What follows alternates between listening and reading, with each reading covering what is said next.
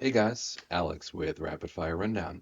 Today, I wanted to discuss a little bit more about helmet setups. That's clearly something that you guys are really interested in.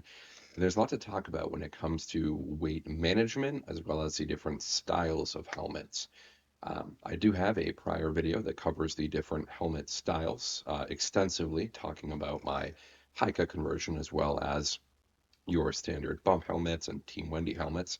But in this video, like I said, we're going to be focusing on the weight side of things, where you can save weight, what you can put on your helmet that may weigh a little bit but can give you additional utility, and what I actually do with my helmet. So without further ado, as you've seen before, this is my ballistic ACH. Um, my helmet, I run this a little bit differently than a lot of other people. First of all, in the civilian realm, you're going to see a lot of bump helmets. Now, the concept of the bump helmet is really simple. Helmets, in the civilian aspect, helmets are used to realistically mount your ear probe as well as your night vision. And that's about it. Now, I've never been in a war zone and I've never had artillery slung my way, which realistically is one of the largest reasons why you'd want a ballistic helmet. Um, so because of that, because I am a civilian, I don't really need all this weight. I have this ballistic because I kind of want to go a little bit above and beyond. I already have a pretty heavy plate carrier kit, and I was given this helmet for free, realistically, so I decided to go with it. But for a civilian, you may be a lot more interested in a bump helmet from, let's just say, Team Wendy.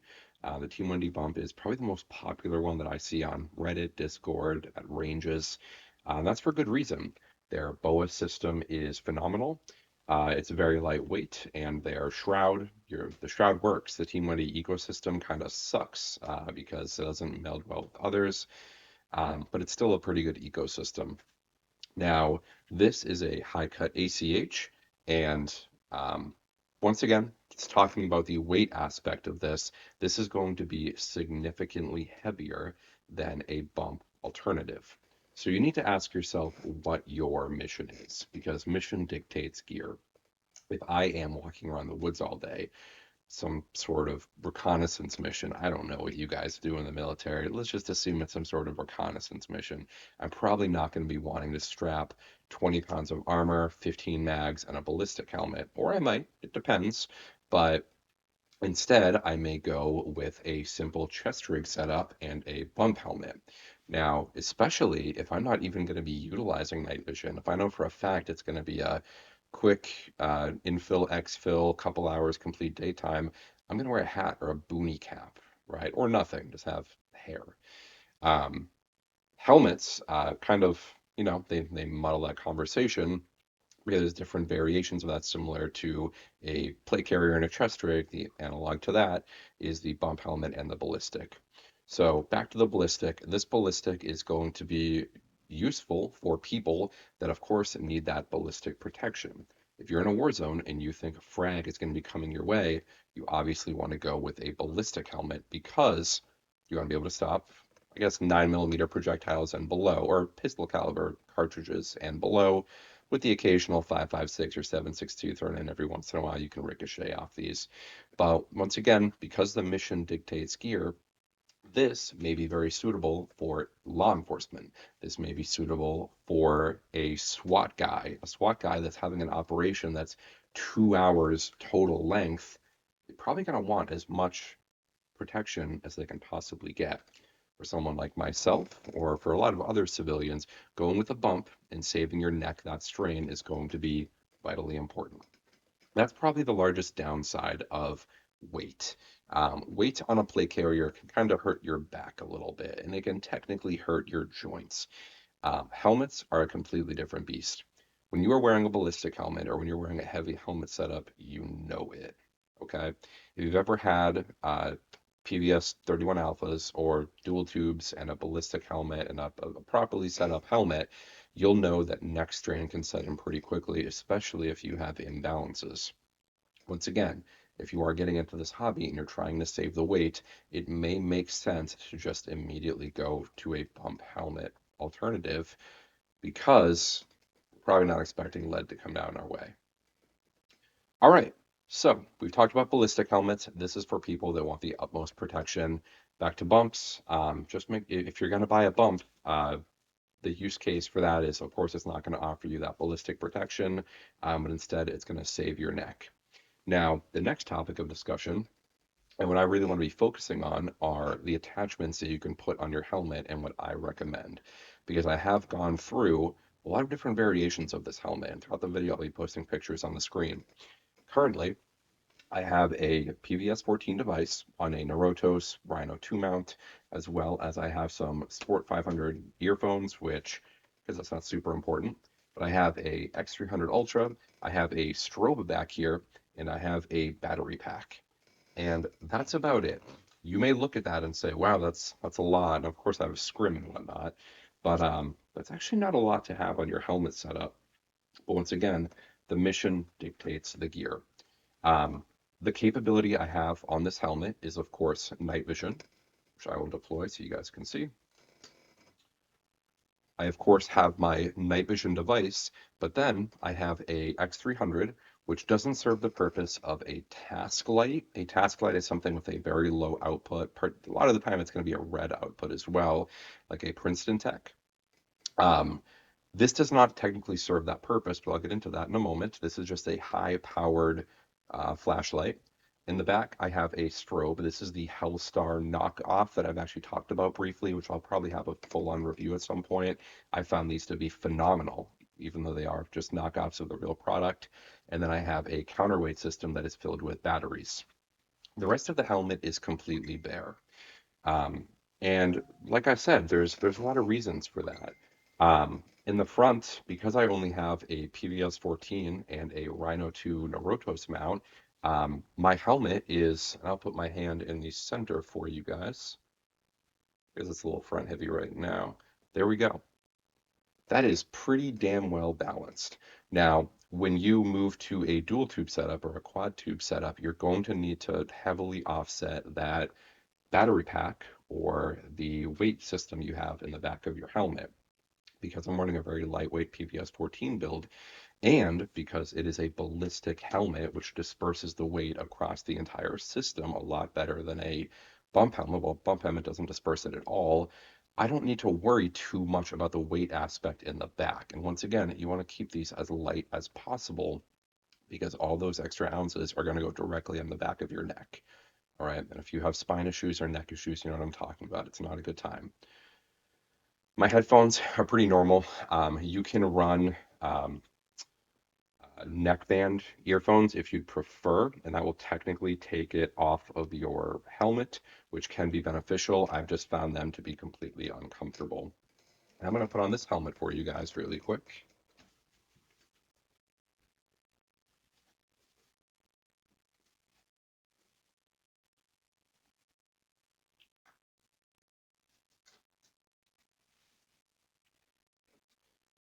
A lot of people ask me, or I've seen comments as well as friends asking me the benefits of putting headphones on your helmet. One of the largest benefits of that is the stability, really. In fact, I'd argue probably the greatest benefit. You see, I'm not even going to utilize the chin strap, but when I move my head back and forth with my headphones on my ear, um, I am not, my helmet isn't just swaying everywhere, which can be a problem. This is particularly a problem for bump helmets that are incredibly lightweight.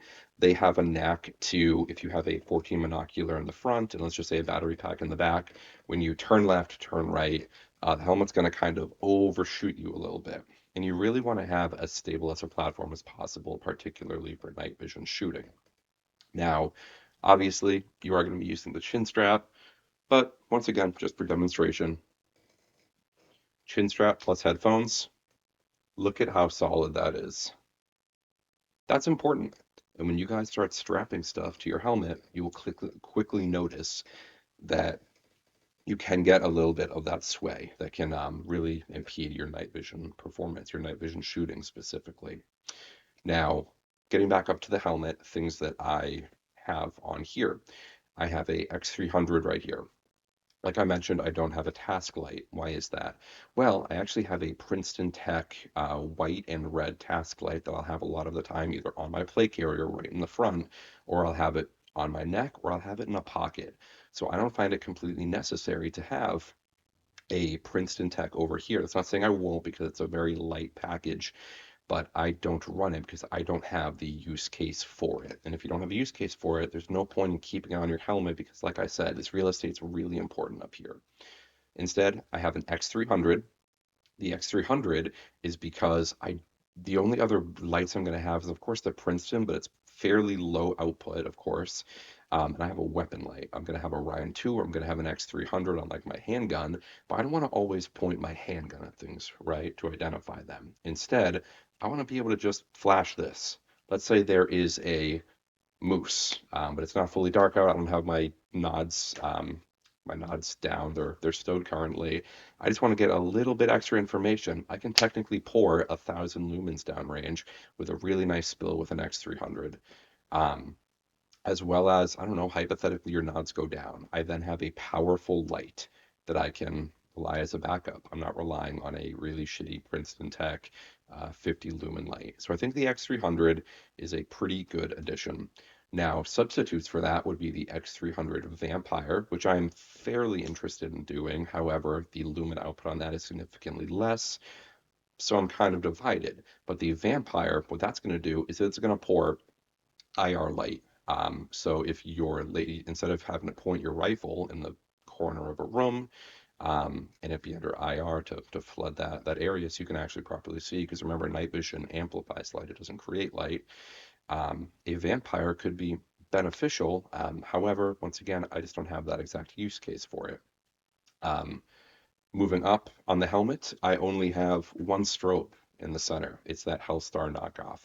That strobe, I'm not signaling helicopters, guys. I wish I was cool enough to coordinate airstrikes and signal helicopters and, I don't know, identify.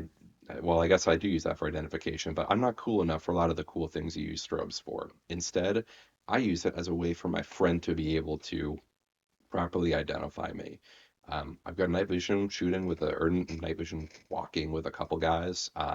If you're close, like yeah, you can pay attention and you can like you have that spatial awareness. But you'd be surprised when people are 50, 100 meters away, especially under that veil of darkness, you can kind of lose them a little bit. That's where that comes into play. I'm not going to have five different strobes or a giant disposable strobe. I know people that run multiple strobes because they need to use them as essentially designation markers. I don't do that. I just have the one, and it's for identification purposes.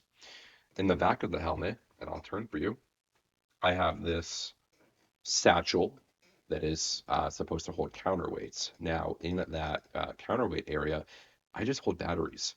I have three double A's and three CR123As. That is because the double A's provide night vision capability, of course, and then the 123As are just really popular batteries everywhere. And they power Surefires. They power a lot of other little doodads that I have on my kit. So you don't want to waste that space by having weights in the back and then also batteries like strapped to the top or another pouch for the batteries. Instead, if you're able to save that weight by compartmentalizing it and killing two birds with one stone, you want to do so. On the right side of my helmet, I have nothing. I used to have a Princeton Tech over there, but guess what? I took it off because I just found it kind of annoying. It got in the way of like my headphones as well as sometimes like aiming my rifle because it was flexible. I found they could get like caught on things. So I took it off because once again, I don't have the use case. I have it on another thing right now. That's about it for my helmet. I technically have like a glow stick in the back because I'm a LARPer and I think they look cool. I don't have any dumb patches on my helmet. I have a IR reflective like American flag in case I ever want to show that. In case Russia ever invades, someone who wants to identify me. I don't know. These are very minor things. But the point of this video is that I don't have a bunch of crap all over my helmet. I keep it simple and I keep it to exactly what I need it to be. There are people out there that, like I said, they run multiple illuminators, or not illuminators, but strobes. Um, there are people out there, and there are products like the slap plate that offer you significant armor protection in the front of your helmet, increased over what I already have, which is, stopping handgun rounds and glancing some rifle rounds. But once again, I'm not doing that because as a civilian, I really care about my neck. I can't stress enough that if you are getting into night vision, it may make sense to look at a bump helmet, but remember, a ballistic helmet is pretty easy to balance because the helmet already weighs a good amount. Adding a 14 and just adding a couple accessories makes it balance really well. A bump helmet is a lot harder to balance properly. If you are running a 14 or dual nods in the front, you're really going to have to start stacking the weight in the back. And if you don't, you're going to have severe neck pain. So for that reason, for a lot of people, I actually do recommend ballistics, as well as it provides the capability of it being a ballistic helmet. And we've all been on the range when there's been some absolute idiot that shows up and you immediately get out of there because their trigger discipline is awful and they're gonna shoot rounds everywhere, completely miss their target. Ballistic helmets have a pretty good use case in that situation, don't you think? In case one of them comes back your way. Um, but bumps, you just need to be aware of the downsides of the bump helmet and the downsides of the ballistic helmet. If you're interested in a ballistic helmet, I really recommend you take a look at the ACH. It's not going to break the bank. If you're really interested in bump helmets, Team Wendy and Gentex both make good ones. I'd probably stick with the Gentex ones. I think their uh, cross compatibility is a little bit better. All right, so this was another video on night vision and helmet setups. Please comment down below if you have any questions or if you have any video ideas. I will be having a TSAS Raider review coming up pretty shortly, as well as a Alchemy in the future. But I really thrive off of your ideas and your questions to maintain a solid schedule of content that you guys want to see. So please comment down below if you do want me to rant about any night vision thing or any helmet thing or just anything. I'd love to. All right, Alex with rapid fire reviews. Checking out.